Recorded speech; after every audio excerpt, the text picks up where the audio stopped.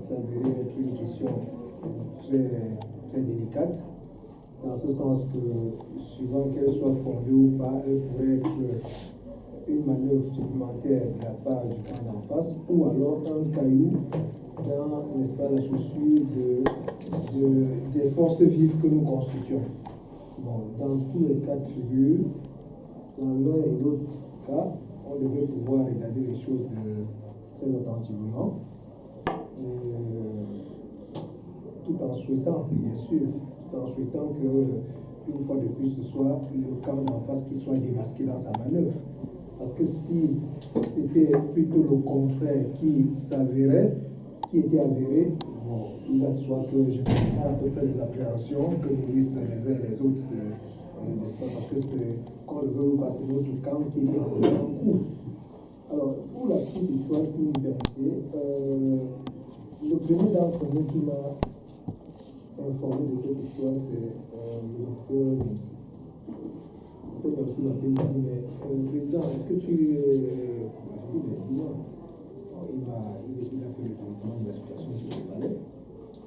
Et j'ai répondu au docteur Nimsi qu'il fallait qu'on essaye de faire des investigations plus profondes pour essayer de bien cerner les contours, n'est-ce pas, de cette histoire.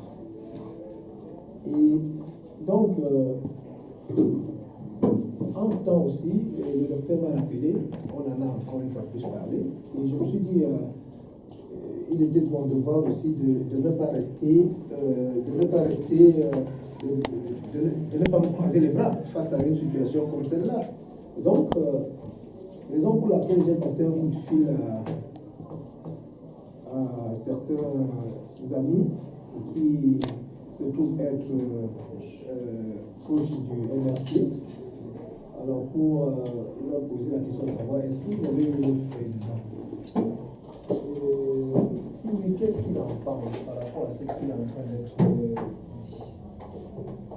Bon, ils m'ont répondu qu'ils étaient avec le président en train de s'organiser pour répondre à ce qu'eux ils considèrent comme étant une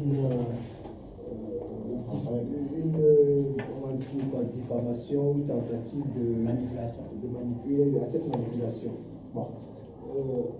Je crois que nous ici, présents, nous avons tous lu leur réaction, ou bien certains n'ont pas encore lu. Non, on a lu.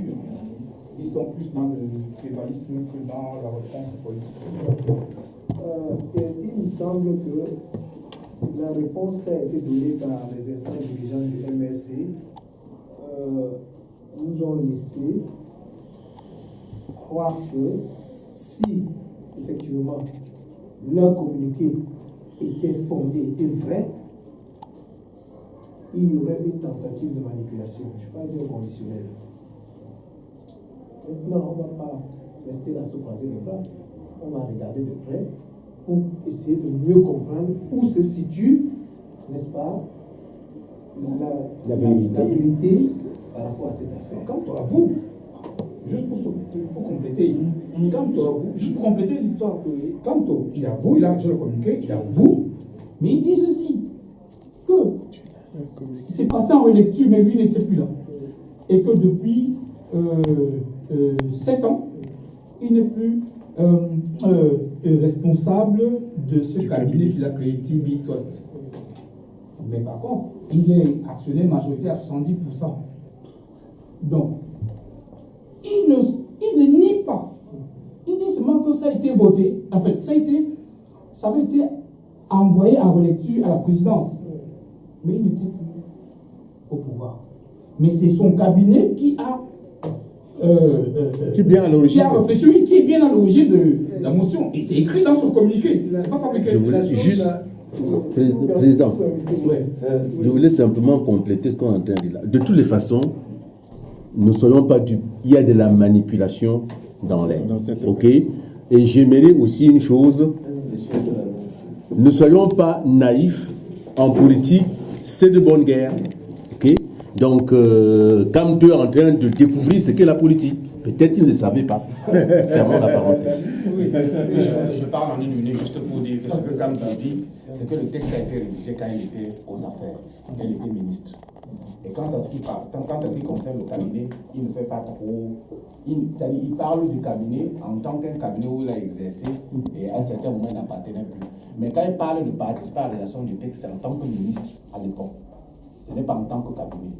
Bon, c'est cette précision, c'est sur la c'est ça la politique. Hein. Voilà. Bon, il me semble aussi avoir, à moins peut-être vous me direz, peut-être je peux me tromper, il me semble avoir vu dans sa réaction qu'en réalité il y a certains morceaux choisis qui sont apparus après lui. Celui qui n'émanent pas du cabinet. Certains morceaux choisis qui n'émanent pas du cabinet. Alors, ce que nous on va faire. Entrons dans le deuxième sujet. Ce qu'on va faire, c'est quoi? Ce qu'on va faire, c'est que, pour le moment,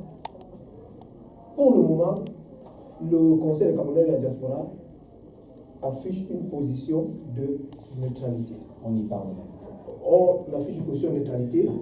On va essayer de faire nos propres investigations pour comprendre effectivement. Le docteur Niamsi vous a peut-être évoqué un détail ou une démarche que nous apprêtions à faire et on va faire pour effectivement, parce qu'il faut toujours aller aux sources. Les sources, on peut aller contacter le cabinet, il n'y a pas de problème. S'ils refusent de nous répondre à ce moment, bon voilà, vous voyez ce que je dis. Et puis on va essayer de comprendre pour, n'est-ce pas, se faire notre idée afin de savoir quelle position adopter.